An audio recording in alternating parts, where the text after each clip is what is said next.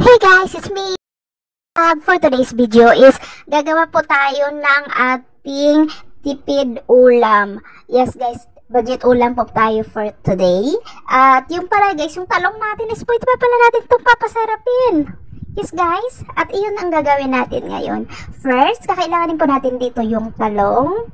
And then, ayan, bell pepper. Kailanganin natin yung bell pepper, garlic, ginger, onion, and of course kailangan po natin dito yung ating spring onion for garnish mamaya. At talaga guys, ako is mahilig talaga ako sa spicy food, kaya yan, maglagay po tayo ng chili padi. Optional lang din naman yan guys kung gusto nyo ng maanghang o kasi ako mahilig talaga yan sa maanghang. At ayan guys, slice ko na po yung ating talong, and then medyo maliit yata yung pagka-slice ko ng talong guys. Ayan. Pwede pala mas maganda po siya medyo malaki. Ayan guys, after nito is maglagay po tayo dito ng salt and oil. And then pagkatapos niyan is i-coated lang po natin sila lahat. I-mix lang po natin para mapaghalo natin yung asin sa ating talong, and then after nito isi-set aside po natin siya, and ready na natin ang ating ibang mga ingredients. I-chop lang po natin yung ating garlic, ginger at saka onion. Yan guys, at para mamaya tuloy-tuloy na po yung ating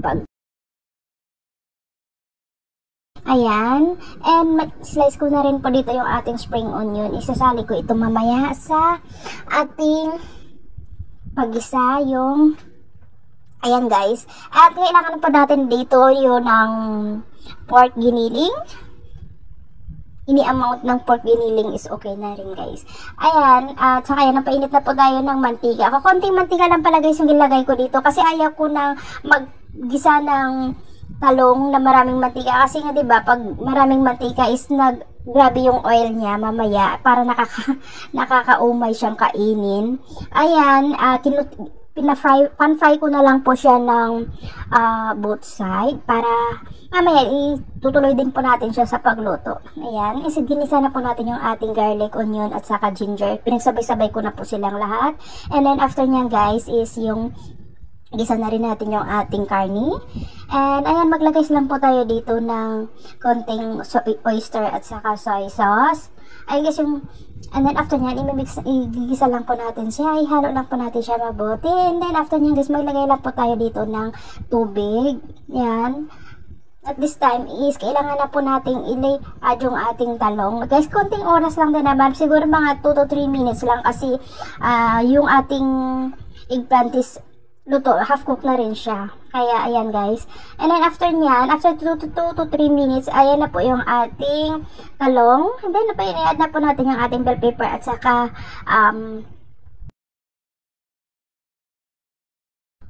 chili. Ayan guys, yan. Ayan guys, is almost done na po siya yung ating talong.